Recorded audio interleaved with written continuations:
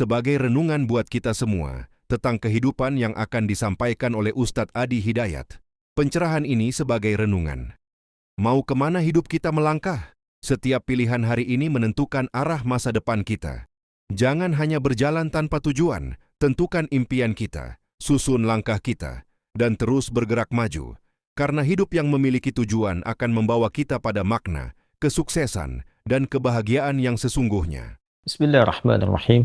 Assalamualaikum warahmatullahi wabarakatuh. Alhamdulillahi rabbil alamin. Wassalatu wassalamu ala rasulillahil karim wa ala alihi wa sahbihi ajma'in wa ba'd. Saudara-saudariku dimanapun Anda berada, semoga Allah subhanahu wa ta'ala memuliakan, menyehatkan, melindungi kita sampai dengan detik ini kita dapat bersua. Dan lebih dari itu, semoga Allah subhanahu wa ta'ala senantiasa memberikan taufik, panduan untuk menjalani kehidupan di dunia ini agar mendapatkan rahmat Allah subhanahu wa ta'ala yang bisa kita bawa pulang menghadap Allah pada hari kiamat kelak, insyaallah. Teman-teman, malam ini di tanggal 26 Oktober 2023 Masehi, edisi spesial yang biasanya kita membahas Aqsa dengan cukup panjang. Kali ini kita ingin berbagi pesan yang sangat singkat, yang dalam singkat ini kita ingin mengingatkan baik kepada diri saya pribadi dan kepada kita semua tentang satu bagian dari ayat Al-Quran yang kiranya penting kita renungi, yaitu Quran surah ke-81 At-Takwir di ayat ke-26, saat Allah subhanahu wa ta'ala berfirman, "Fa'aina tadhhabun?" Maka engkau itu sesungguhnya mau kemana? Ayat yang singkat tapi begitu padat dan sangat mendalam, memberikan satu kesan yang cukup menusuk ke dalam jiwa setiap manusia. Pertanyaan yang datang langsung dari pencipta kita, sesungguhnya engkau mau kemana? Allah sudah menjelaskan mengapa kita diciptakan. Allah sudah memberikan jalan kehidupan bagi kita dan menerangkan konsekuensi di balik pilihan-pilihan yang kita tetapkan untuk menempuh jalan-jalan yang dimaksudkan. Bila benar, resikonya seperti ini. Bila salah, konsekuensinya demikian. Maka, di antara sekian manusia yang telah mengetahui semua konsekuensi itu, terkadang masih mengedepankan bujukan-bujukan atau bahkan pengaruh-pengaruh nafsunya agar bergeser dari nilai-nilai kebaikan, bahkan nilai kemanusiaan yang telah Allah tetapkan. Ketika Allah menyampaikan, "Tidaklah aku ciptakan jin dan manusia itu kecuali untuk menaati aku, untuk beribadah kepada aku." Jadi sifat menjalani kehidupan di muka bumi ini adalah dilandaskan pada kepatuhan kita kepada Allah subhanahu wa ta'ala. Kepatuhan itulah yang disebut dengan ibadah. Patuh, tunduk, patuh, bahasa Arabnya itu disebut dengan Islam. Jadi Islam dalam pengertian etimologi secara bahasa artinya tunduk, patuh, taat.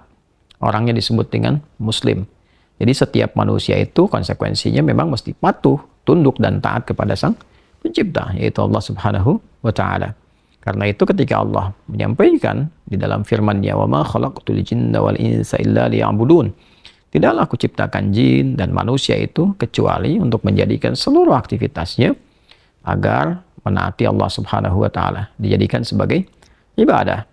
Jadi kita dari bangun tidur sampai tidur itu sejatinya adalah memetakan kurikulum untuk menaati Allah dalam bingkai ibadah, dilatih dalam bentuk ritual. Ritual itu untuk mengaktifkan titik spiritual kita, titik roh kita. Segala yang terkait dengan roh disebut rohani. Jadi dalam diri kita ini ada spiritnya, ada rohnya. Dan itu adalah titik latihan pertama untuk mengaktifkan ya titik-titik kebertuhanan. Jadi ketika Allah sampaikan, "Tidaklah aku ciptakan engkau kecuali untuk menaatiku." Nah, titik ketaatan itu ya disebut dengan titik ritualnya. Ibadahnya ibadah ritual, ya keadaannya keadaan spiritual, itu yang penting kita aktifkan dulu. Itu sebabnya diminta kita sholat untuk mengoneksikan diri kita, mengaktifkan sinyal itu dengan Allah subhanahu wa ta'ala, dengan Sang Pencipta. Sehingga ketika terkoneksi, terbangun kesadaran dari dalam diri kita sebagai sebuah fitrah. Nanti kesadaran itu yang akan membimbing bagian dari sifat intelektual kita, titik intelektual, ya IQ itu, ya intellectual question. Kemudian nanti titik fisik kita, physical question. Jadi nanti yang menggerakkan adalah titik spiritualnya. Ini yang memberi perintah. Kalau akal itu masih objektifnya normal saja. Kalau dia hanya mengkonstruksikan pikiran, mengolah data, ya, jadi informasi, informasi menjadi knowledge.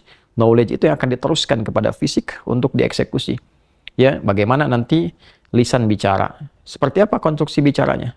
Mengatur katanya bagaimana? Memilihnya seperti apa? Menjelaskannya bagaimana? Tapi perintah untuk melakukan itu sumbernya dari sini. Ya, dari titik terdalamnya. Di dalam itu cuma ada dua. Ada jiwa takwa, ada jiwa fujur. Fa'alhamaha fujuraha wa taqwaha. Maka di dalam diri manusia itu, di titik paling dalamnya itu, ada nilai kebaikan, disebut dengan takwa, karakter moral kebaikan. Ada yang buruk disebut dengan fujur. Nama lainnya disebut dengan nafsu. Karena dari fujur keluar su, melewati nafas. Nafas ketemu su, jadi nafsu. Quran surah ke-12 ayat 53. Wa ma ubarni'un nafsi innan nafsa la'ammaratum bisu illa ma rahima rabbi. Maka semua tindakan kita, menatap, mendengar, berbicara, bertutur, sampai dengan berjalan, ujung kepala sampai ujung kaki, yang kita jadikan sebagai bagian dari perangkat beraktivitas itu, semua tatanannya, perintahnya kalau tidak dari takwa, adalah dari fujur. Kalau bukan dari sifat baik, sifat buruk yang bersumber dari nafsunya. Maka semua kegiatan yang kita desain dalam setiap hari itu, kita tata. Dan Allah tanya, baik, engkau untuk apa bekerja? Ya Allah, saya ingin mencari rezeki. Baik, bagus. Untuk dapat uang. Setelah dapat uang mau kemana? Pengen kaya. Setelah kaya mau ngapain? Beli ini, beli itu. Setelah itu mau ngapain? Ditanya terus sampai ujungnya. Fa'aina tadhhabun. Sampai ke titik puncaknya. Kalau kamu sudah meraih apa yang kamu inginkan itu, harta sudah banyak, terkumpul, sudah mewah, rumah sudah megah, mobil melimpah, hidup juga kaya begitu rupa, terus mau ngapain? Ya. Maka orang-orang yang bingung pada akhirnya dia mencari-cari ketenangan. Akhirnya balik lagi, sudah kaya segala rupa, cuma cari ketenangan, akhirnya balik lagi ke desa, nyewa gubuk, nanam kangkung, nanam cabai. Terus kalau memang dengan seperti itu bisa bahagia, kenapa selama ini kerja keras mendapatkan sesuatu yang dikumpulkan? Balik ditanya. Kamu kedudukan pengen jadi apa? Terus. Yang di militer pengen dapat bintang 1, 2, 3, 4. Kalau perlu jenderal besar, bintang 5. Setelah itu mau ngapain? Mau diarahkan kemana semua itu? Karena pada akhirnya semua bintang akan berguguran. Ya, wafat juga, meninggal juga. Kalau sudah selesai, purna, selesai. Demikian yang punya ilmu, punya jabatan, macam-macam. Mau diapain? Ya, ketika semua titik itu mencapai pada titik jenuhnya, di akhir itu akan balik kan. Ya, jabatan purna, harta juga jenuh, ya. Nah, di titik itu kita disadarkan. Ditanya, mau kemana? Maka dijawablah dengan jawaban yang sangat mendalam. Inni dzahibun ila rabbi sayahdin. Yang terbaik adalah katakan, saya ini menyiapkan bekal untuk berjumpa dengan Rabbku. Itu jawaban yang paling indah. Ya, jadi kalau ditanya, mau kemana hidup ini?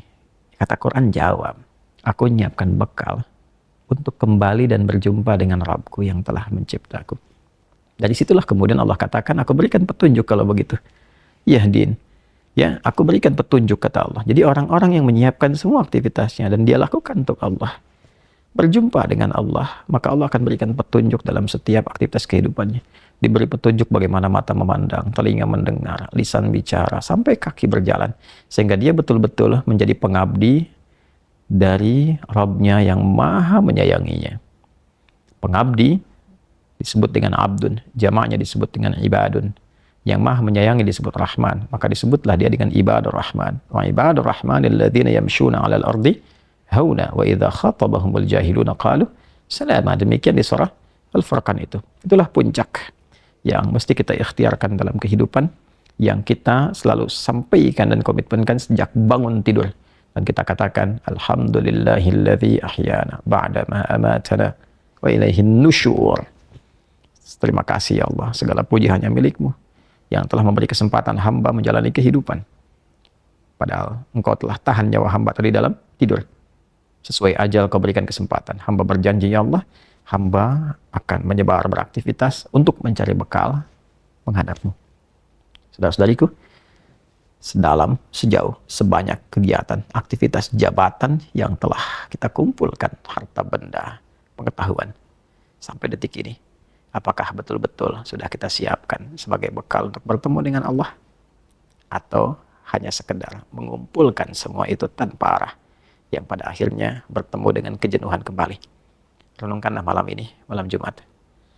Jumat saat manusia pertama diciptakan, diturunkan di surga, mengawali misi di dunia, diwafatkan, dan di titik itu kita akan berpisah dengan dunia.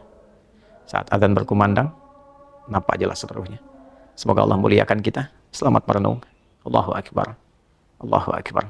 Subhanakallahumma bihamdika, asyhadu an la ilaha illa anta, nastaghfiruka wa natubu ilaik. Alhamdulillahirabbil alamin. Assalamualaikum warahmatullahi wabarakatuh.